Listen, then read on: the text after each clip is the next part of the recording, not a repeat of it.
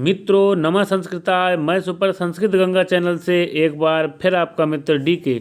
मित्रों हम लोग आज संस्कृत व्याकरण में कारक वस्तुनिष्ठ सूत्री भाग 17 को देखेंगे। इससे पहले हम लोगों ने संस्कृत व्याकरण के 17 भाग देख लिए हैं, जिसमें से हम लोगों ने भाग 16 और 17 में कारक की वस्तुनिष्ठ प्रश्नोत्तरी की थी और आज भी हम लोग कारक की ही वस्तुनिष्ठ प्रश्नोत्तरी को करेंगे। मित्रों जो हम लोग ये संस्कृत व्याकरण की वस्तुनिष्ठ प्रश्नोत्तरी को करते हैं, ये सामान्य व्याकरण से संबंधित है, जो संस्कृत से संबंधित सभी परीक्षाओं के लिए बहुत ही ज़्यादा महत्वपूर्ण होती है। तो मित्रों चलिए समय ज़्यादा न व्यतीत करते हुए हम अपनी जो है प्रश्नोत्तरी को आरंभ करते हैं। मित्रों कल तक हम लोगों ने जो है 74 प्रश्न देख लिए थे भाग 17 में, और आज हम लोग जो है 75 अर्थात 75 से स्टार्ट करेंगे। तो आज का जो पहला प्रश्न है वो इस प्रकार है, करा कि शरीर के जिस अंग के विकार से शरीरधारी का विकार समझा जाए उस अंगवाचक शब्द में। भैया कोई जो एनंग विकारा सूत्र होता है जो हमारा, वो बताता है कि शरीर के जिस भाग में विकार होता है या विकलांगता होती है उसमें जो है तृतीय व्यक्ति का प्रयोग किया जाता है। यही बता रहा है कि शरीर के जिस अंग के विकार से शरीरधारी का विकार समझा जाए उस अंगवाचक शब्द में कौन सी विभक्ति होती है। तो भैया निश्चित रूप से उसमें तृतीय विभक्ति ही होती है। अगला देखेंगे भैया 76 का है, यहाँ पर है करा इत्थम भूत लक्षणे। इत्थम भूत लक्षणे इस सूत्र का उदाहरण कौन सा। ये बहुत ही महत्वपूर्ण सूत्र है, बहुत ही चर्चा में रहता है मित्रों ये। इसका एग्जाम्पल भी सेम यही आता है कि जटावी तापसा। जो जटावी तापसा है अर्थात कोई जो है वो जटाओं से तापसी लगता है, तपस्वी लगता है, जो आपका पहला ही ऑप्शन सही है, ये इत्थम भूत लक्षणे का है। अगला देखेंगे भैया 77 का देखेंगे, यहाँ पर है जटाभी तापसा, अभी हम कर चुके हैं। करा इसमें तृतीय व्यक्ति जो विधायक सूत्र है वो कौन सा। ये तो हमारा उदाहरण हो गया कि जटाभी तापसा, कोई व्यक्ति जो है वो क्या है जटाओं से तपस्वी लगता है। इसमें तृतीय व्यक्ति जो है विधायक सूत्र कौन सा है, तो तृतीय विधायक जो सूत्र है मित्रों वो इत्थम्भूत लक्षणे ही है। कौन सा है, इत्थम्भूत लक्षणे। 78 का देखेंगे, यहाँ पर करा है तृतीय व्यक्ति तब होती है जब क्या होता है भैया, तृतीय व्यक्ति तब होती है जब काल के अर्थ के साथ अपवर्ग घोषित होने पर। देखो भैया 79 का क्या है, कह रहा है अपवर्गे तृतीया। बहुत ही अच्छा है ये अपवर्गे तृतीया। इसका उदाहरण कौन सा है, कह रहा है अपवर्गे तृतीया। 79 का हम लोग देखेंगे, कह रहा है इसका जो उदाहरण है कौन सा है, तो ये पहला है पुण्यन दृष्टो हरि, दूसरा है ससिनाशय याति कौमुदी, और तीसरा है द्वादश वर्ष व्याकरणम श्रूयते, चौथा है धनेन कुलम। तो मित्रों यहाँ पर जो हमारा प्रश्न है वो है अपवर्गे तृतीय, जो इसका उदाहरण है वो ये वाला है, तीसरा ऑप्शन जो है कि द्वादश वर्षैर व्याकरणम श्रूयते। ठीक, अगला देखते हैं भैया 80 में क्या है। 80 में कह रहा है कि अपवर्गे तृतीय जो सूत्र है इसमें जो अपवर्गे पद का जो अर्थ है वो क्या है। अपवर्गे पद का अर्थ पूछा गया है, तो भैया अपवर्गे का जो अर्थ होता है वो क्रिया की समाप्ति होने पर फल की प्राप्ति, ये अर्थ हो गया, क्रिया की समाप्ति होने पर फल की प्राप्ति। अगला देखेंगे भैया, यहाँ पर है अनहा अनुवाको अधिता। इस वाक्य में अनहा पद में तृतीय व्यक्ति जो है किस सूत्र से उत्पन्न होती है, 81 में देखेंगे, तो यहाँ पर अपवर्गे तृतीय से ही उत्पन्न होती है। अगला देखेंगे भैया मित्रों, ये दो प्रश्न हैं वो थोड़े आपके मिसप्रिंट हुए हैं, इसको हम लोग अच्छे से देखेंगे। 82 का प्रकृत्यादिभ्य उपसंख्यानम, प्रकृत्यादिभ्य उपसंख्यानम वार्तिक का जो उदाहरण है वो कौन सा है। तो इसका जो उदाहरण होता है भैया वो पहला है प्रकृत्या चारु। क्या है, प्रकृत्या चारु, यहाँ जो विसर्ग हैं प्रकृत्या चारु। दूसरा है प्रायण याज्ञिका, तीसरा है गोत्रेण गार्ग्यः। क्या है, गोत्रेण गार्ग्या और चौथा उपयुक्त सभी। तो मित्रों प्रकृत्या दिव्य उपसंख्यानम जो हमारा वार्तिक है कौन सा है, प्रकृत्या दिव्य उपसंख्यानम। इस वार्तिक के जो उदाहरण है, पहला है प्रकृत्या चारु, दूसरा है प्रायेण ज्ञागिका और तीसरा है गोत्रेण गार्ग्या। ये तीनों उदाहरण जो है प्रकृत्या दिव्य उपसंख्यानम के हैं। उपयुक्त सगी हमारा जो राइट आंसर हो जाएगा। अगला है प्रकृति आदि शब्दों के योग में, क्या है, प्रकृति आदि शब्दों के योग में कौन सी विभक्ति होती है। प्रकृति आदि शब्दों के योग में जो विभक्ति होती है वो कौन सी विभक्ति होती है। 83 का हम लोग देखेंगे मित्रों। तो प्रकृति आदि शब्दों के योग में जो विभक्ति होती है वो तृतीय विभक्ति होती है हमारी। कौन सी विभक्ति होती है मित्रों, तृतीय विभक्ति होती है। सही है, दूसरा ऑप्शन सही है। 84 का देखेंगे, यहाँ पर है पृथक विना नाना विस्तृतिया अंतरतरस्याम अन्यतरस्याम, क्या है, पृथक विना नाना विस्तृतिया अन्यतरस्याम। इस वार्तिक से कौन सी विभक्ति होती है। 84 का देखेंगे मित्रों। तो द्वितीय तृतीय और पंचमी विभक्ति होती है किसमें, पृथक बिना नाना तृतीया अंतरस्याम। इस वार्तिक से कौन सी विभक्ति होती है, तो द्वितीय तृतीय और पंचमी विभक्ति होती है। ऑप्शन दूसरा सही है भैया। 85 का देखते हैं हम लोग। कह रहा है किन शब्दों के योग में, भैया ऐसे शब्द कौन से हैं किन शब्दों के योग में द्वितीय तृतीय और पंचमी विभक्ति तीनों विभक्तियों का विधान विकल्प से होता है। तो कौन कौन से शब्द हैं वो 85 का देखेंगे हम लोग। तो जो है पृथक विना नाना, ये जो शब्द हैं इनके योग में द्वितीय तृतीय और पंचमी विभक्ति का प्रयोग होता है। नेक्स्ट है कर्मणा यमभिप्रैतिसा रिक्तस्थान की पूर्ति कीजिए। 86 का देखेंगे मित्रों। तो कर्मणा यमभिप्रैतिसा संप्रदानम आ जाएगा, दूसरा ऑप्शन सही है भैया। 87 का देखेंगे। कह रहा है कर्ता दान कर्म के द्वारा, कर्ता दान कर्म के द्वारा जिसे अभिप्रेत करता है वह क्या कहलाता है। भैया दान कर्म के द्वारा जिसे अभिप्रेत करता है वो क्या कहलाता है, तो भैया वो संप्रदान कहलाता है। क्या कहता है, संप्रदान कहलाता है।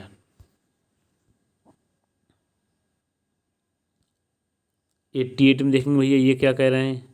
ये कह रहा है सम्यक प्रदीयते असमय तत् खालिस्तान रिक्तस्थान की पूर्ति हमें करना है। तो यहाँ पर आ जाएगा सम्यक प्रदीयते असमय तत् संप्रदानम, तो तीसरा ऑप्शन सही है। नेक्स्ट है चतुर्थी संप्रदान सूत्र करता। चतुर्थी जो संप्रदान सूत्र है वो क्या करता है भैया, तो संप्रदान संज्ञा करता है, चतुर्थी विभक्ति करता है, चतुर्थी संख्या करता है, उपयुक्त सभी करता है। 89 का हम लोग देखेंगे मित्रों। तो जो चतुर्थी संप्रदान सूत्र है वो चतुर्थी विभक्ति करता है। चतुर्थी संप्रदान सूत्र करता है, क्या करता है, तो चतुर्थी विभक्ति को करता है। अगला है क्रिया किरया यमभिप्रैतिसा संप्रदानम आ जाएगा। यहाँ पर ये सूत्र है क्रिया यमभिप्रैतिसा संप्रदानम।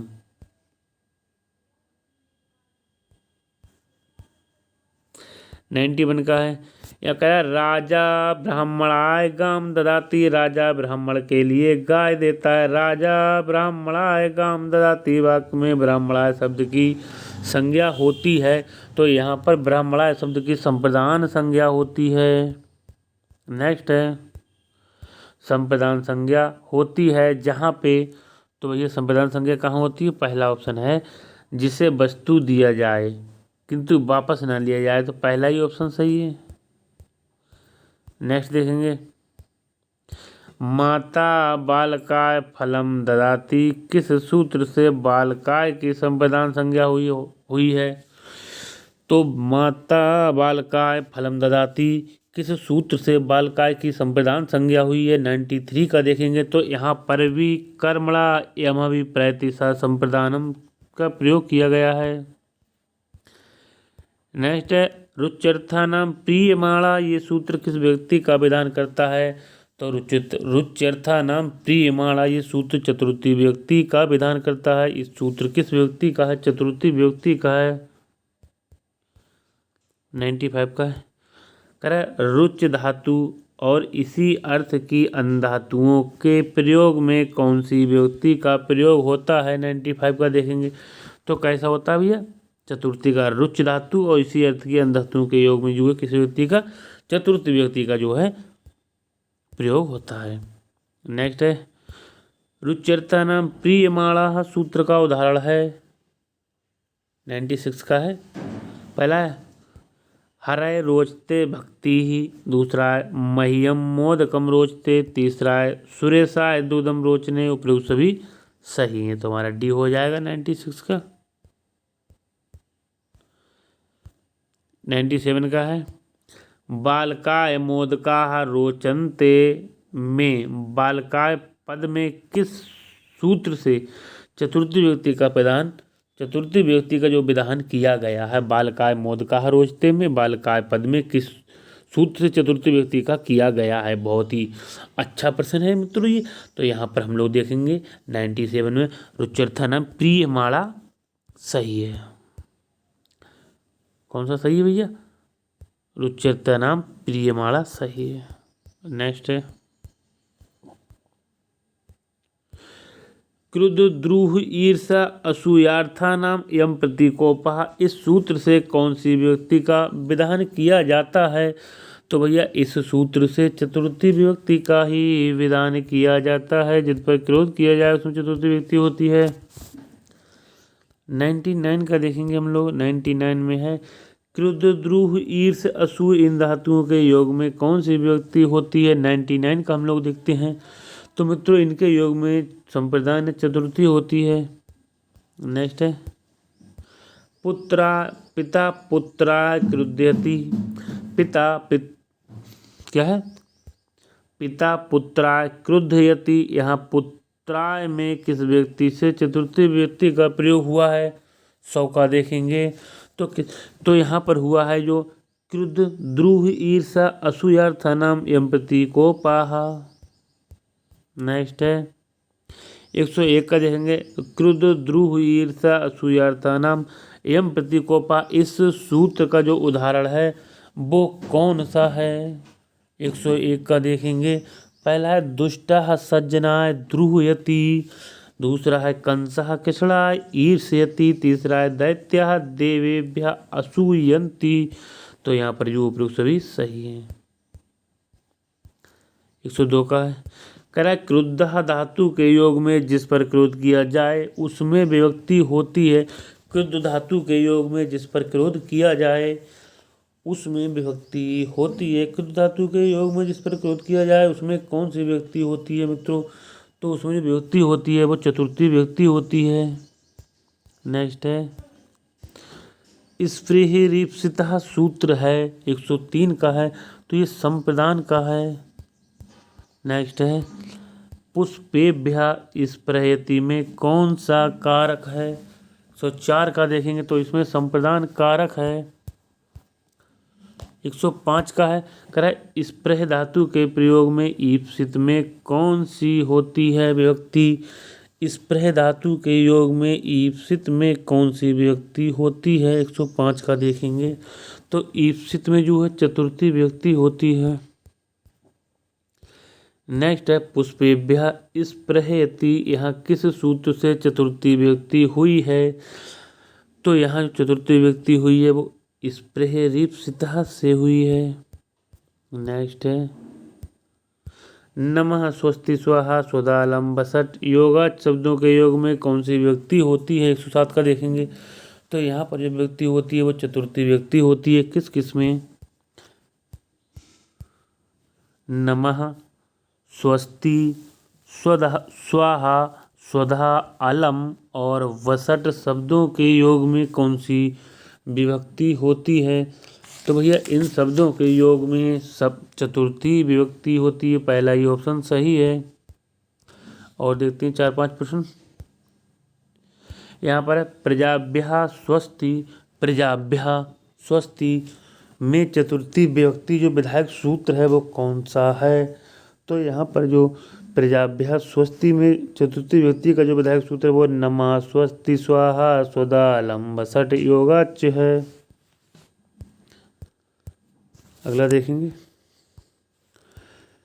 कह रहा है स्वधा के योग में किस व्यक्ति का प्रयोग होता है, तो स्वधा के योग में चतुर्थी व्यक्ति का ही प्रयोग होता है। नेक्स्ट है तस्मै श्री गुरुवे नमः। तस्मै श्री गुरुवे नमः, वाक्य में श्री गुरुवे है, तो श्री गुरुवे भैया क्या है, तो इसका देखेंगे श्री गुरुवे जो है चतुर्थी व्यक्ति में है। नेक्स्ट है स्वधा के योग में किस व्यक्ति का प्रयोग होता है, तो स्वधा के योग में चतुर्थी व्यक्ति का प्रयोग होता है। नेक्स्ट है वसट के योग में व्यक्ति लगती है, तो बसट के योग में कौन सी व्यक्ति लगती है, चतुर्थी व्यक्ति लगती है। नेक्स्ट है भैया क्या नमः के योग में प्रयुक्त व्यक्ति है, तो नमः के योग में चतुर्थी व्यक्ति प्रयोग है। नेक्स्ट है कह रहा अलम के योग में व्यक्ति होती है, तो अलम के योग में कौन सी व्यक्ति होती है, तो चतुर्थी व्यक्ति ही होती है अलम के योग में भी। तो आज का हम लोग सेकंड लास्ट प्रश्न देखते हैं मित्रों। अग्नय स्वाहा के योग में अग्नय में किस सूत्र से चतुर्थी विभक्ति हुई है, तो इसमें नमः स्वस्ति स्वाहा स्वधा लंब सट योगाच सूत्र से चतुर्थी विभक्ति हुई है। मित्रों आज का हम लोग अंतिम प्रश्न देखते हैं। अपना अंतिम प्रश्न है नमः स्वस्ति स्वाहा स्वधा अलम वसट योगुच योगाच सूत्र का उदाहरण है, कौन सा है। पहला गणेशाय नमः, दूसरा पितृभ्यः स्वधा, तीसरा तुभ्यं स्वस्ति। तो 116 का जो राइट आंसर है वो उपरोक्त सभी सही है, क्योंकि हमारे तीनों ऑप्शन जो है नमः स्वस्ति स्वाहा स्वधा अलम वसट योगाच के ही हैं। तो मित्रों ये थे हमारे संस्कृत व्याकरण से संबंधित सामान्य प्रश्न। ये जो प्रश्न है मित्रों सभी परीक्षाओं के लिए बहुत ही ज़्यादा महत्वपूर्ण होने वाले हैं, क्योंकि ये सामान्य व्याकरण से संबंधित प्रश्न हैं जो सभी परीक्षाओं में पूछे जाते हैं। मित्रों हमारे द्वारा दी गई प्रश्नोत्तरी आपको अच्छी लगती है तो लाइक कमेंट और शेयर भी कर दिया करें, और जिन भाई बहनों ने भैया चैनल को सब्सक्राइब नहीं किया है तो चैनल को भी अवश्य सब्सक्राइब कर लें, जिससे आने वाली जो भी वीडियो होगी उसका नोटिफिकेशन आपको तुरंत प्राप्त हो जाएगा। तो मित्रों आज के लिए बस इतना ही। नमः संस्कृताय, आपका दिन शुभ हो।